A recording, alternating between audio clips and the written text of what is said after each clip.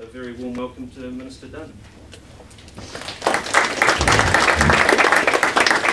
Well, thank you, Ross. Good morning, everyone. Can I acknowledge specifically Sampo Tree and Lance Norman, who are here this morning, and you're going to be hearing from them a little later on. I also want to acknowledge Kevin Hay, who is a regular attender, participant, and I think generally a very sage observer of what's going on in this environment. So thank you, Kevin. And good morning to all the other familiar faces in the room. I want to do a couple of things this morning. I want to talk to you a little bit about this, the National Drug Policy, and I also want to link from that to UNGAS in April. This is a very significant document. It's the first review for a number of years, and it sets the stage for the next 5 years for our National Drug Policy, even though it's got a 2-year lifespan before it's subject to review. And those of you who are keen to read the detail of these things will have picked up some subtle changes in the language and in the thrust over previous policies. When I spoke to the UN Convention meeting in Vienna last year, I introduced 3 themes into my speech, which really are the themes that underpin this document: compassion, innovation, proportion. You'll have heard me talk about these things before. Our policy needs to be compassionate, it needs to be innovative, and it needs to be proportionate in terms of the sanctions or other steps that it applies. And all of that, in my view, underpins what's a pretty thorough message in this document, and also in the international environment, that we are moving to view drug issues primarily as health issues. And that is a very important change. My heart did a little flip earlier when Ross used the phrase war on drugs. I get accused of being an advocate for the war on drugs. Just put it on the record, I have never used the phrase. I never will, because I do not believe it. This is a health issue, and we need to focus on it from the perspective of health issues. And if you look at this document and you look at the particular actions that are set out within it, you'll get the clear thrust. I'm not going to go through them all in detail, but there are 5 priority areas for action. 1, creating a people-centred intervention system. 2, shifting thinking and behaviour. 3, getting the legal balance right. 4, disrupting organised crime. 5, improving the information flow. So this is very much about proportion, as I say. It's also about being innovative. Our psychoactive substance legislation remains innovative by world standards. It is still in place. Those who say that the changes we made a couple of years ago effectively banned psychoactive substances miss the point. The regime is still in place.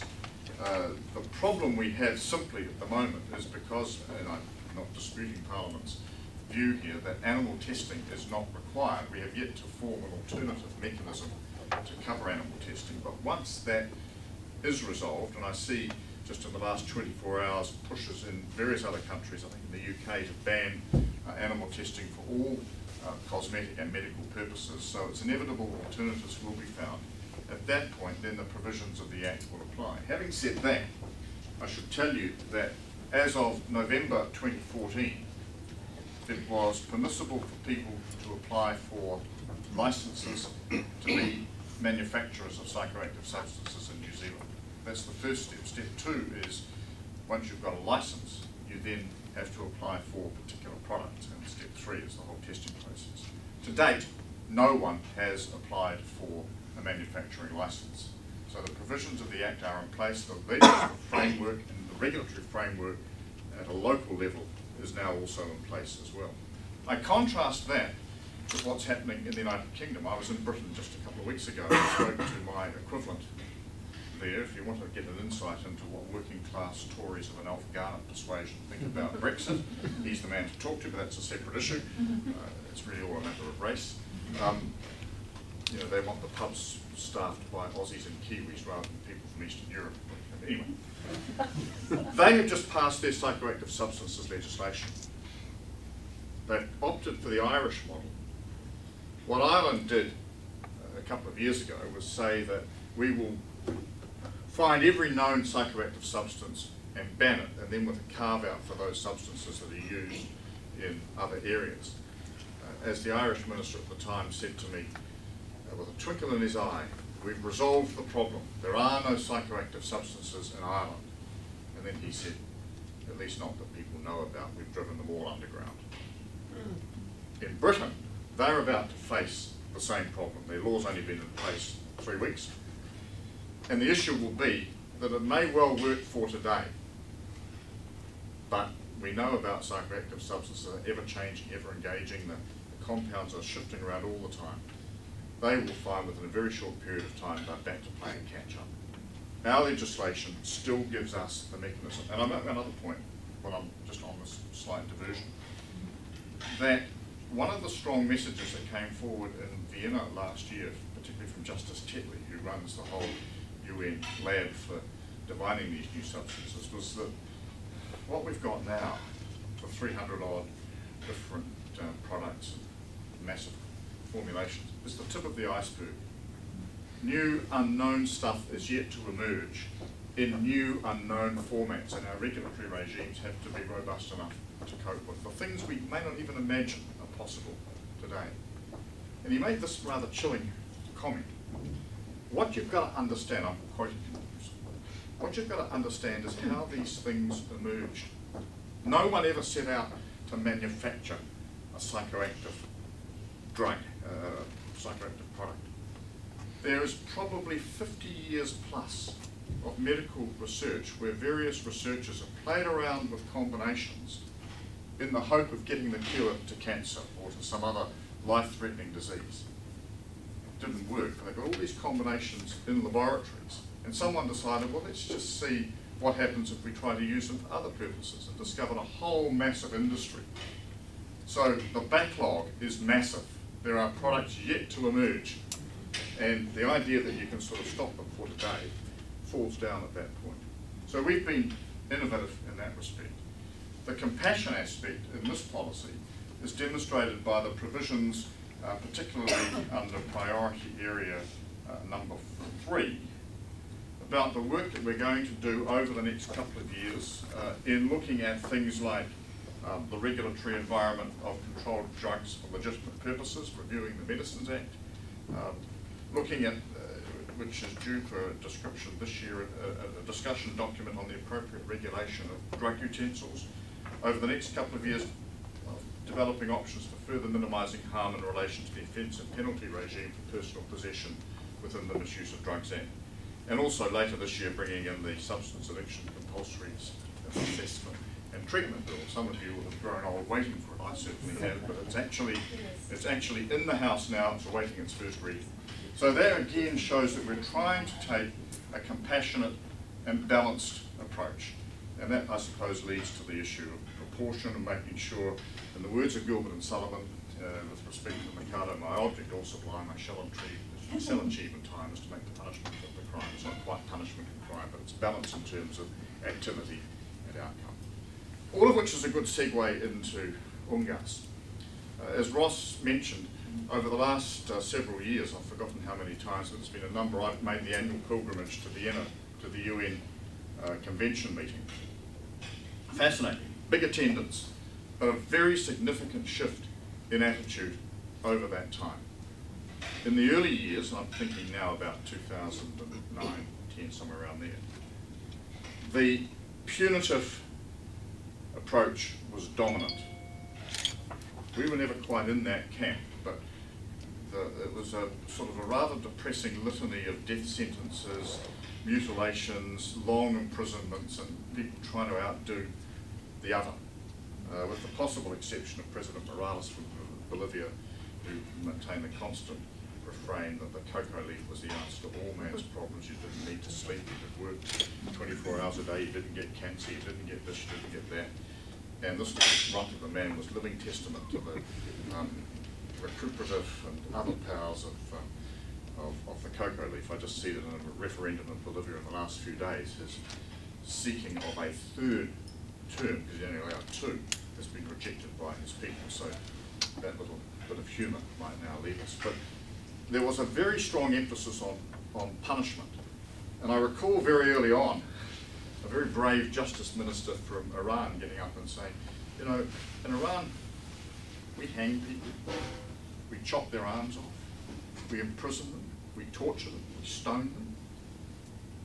And it doesn't seem to be working. Our drug problems are as great as ever. We've not seen him since. I don't know what happened when he got home.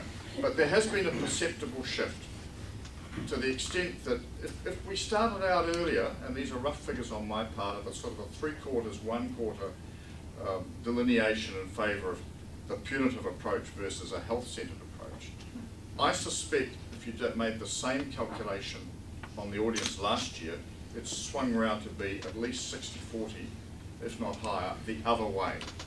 Last year was interesting.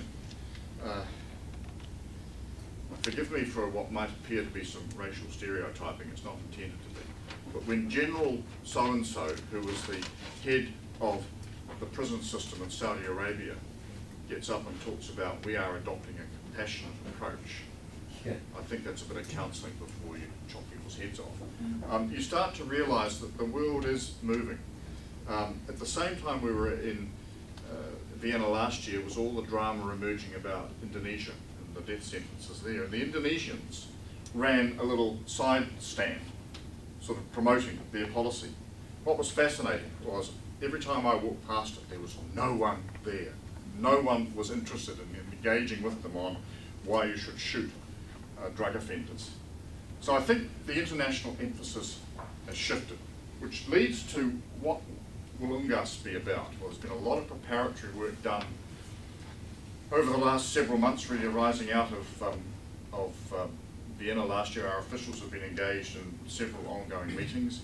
We've been engaged in bilateral discussions with a number of countries, the British, the Mexicans, the Australians, the United States, about just where this all is likely to head. The pillars of the convention system, which dominates the international approach to drug issues, are unlikely to change. But within that, I think there's going to be a further push around the sorts of more compassionate views that have been emerging over recent years. They won't be necessarily specific topics on the agenda, but issues like psychoactive substances, the medical cannabis debate, issues regarding proportionality in terms of criminality versus health-related issues, underpin the discussions. And I think what you're going to find is a greater focus on all of these things as we come out of UNGAS. Where will it leave us? I think it will leave us better off than we are now, in the sense that what we have currently arising out of the annual C&D meetings has been a sort of a gradual shift in direction. I think what UNGAS will do will give a more formal oomph, if you like, to that. It's not going to be, in my view, though, a sort of a blinding moment or a sort of a massive change of direction or anything of that nature. But it will be a reinforcement of a lot of moves that are taking place. And I think the other thing that is important, and it's something that we're certainly focusing on in New Zealand very strongly, is not a relation of mine, but I'm often quoted, or have quoted to me, the poet John Donne. No relation at all, but his observation about no man is an island is relevant here. The notion that you can contain issues to your own backyard and resolve your own problems your own way is diminishing rapidly. We work, as I said, much more closely now with people in other countries than we did previously, partly because of the internationalisation of the problem, and that's got policing and other issues, but partly also because we're having common experiences. And I'm a great one for basically lazy. If someone else has got a good idea, why reinvent the wheel? Why not adopt theirs? Understand how they are working and how you can apply it to New Zealand. As I say, particularly so with Australia, I'm heading there next week actually for discussions with my counterparts in the federal government around a number of related issues. And we try and position ourselves that either we have common view or a broadly similar view, or that we make sure that our regulatory environments are broadly in line. So I think that UNGAS will provide an impetus to those types of relationships. You're already starting to see it emerge to some extent, but it's not entirely there, but then that's the nature of the beast within the European Union. Various countries looking to try and get common solutions. I think within the Americas, a similar sort of situation, but again, a little bit of fractionated approach. The United States situation is totally a mess because of the split between the federal jurisdiction and state environments. And essentially you have a national regulatory environment, but you also have states' rights, and the states appear to be dominant at the moment. You've got a whole lot of inconsistent or different interpretations of different laws in each state. And the federal government, the White House, standing back saying, hey, wait a minute, we've got to catch up here. So while we will, in terms of pharmacological and regulatory matters, continue to work closely with the FDA, they freely admit they're in a rapidly emerging catch-up race. So I think it's an interesting time. I think that hopefully the language, and we're starting to see it, the Economist articles of recent weeks reflect this view, the language about the war on drugs can be buried once and for all. It's a failed experiment. It was good for the rhetoric, and I think it was understandable in the context of what else do we do. But the diversity of the issue, the rapidity of response that's required, and the developing sense within countries that there are many other ways of achieving a satisfactory outcome have put paid to that. And I think what you'll see coming out of UNGAS is a reaffirmation of that. The death penalty countries will be more and more isolated. The punitive countries will be more and more pushed to the margins. And the sort of the mainstream will shift to being much more where this document seeks to position itself to be. And that will give us good impetus over the next couple of years and beyond for progressing a number of the initiatives that are contained within it. I've gone on as usual for far too long. The object here was to allow time for questions, so I'm going to stop now and be happy to do that.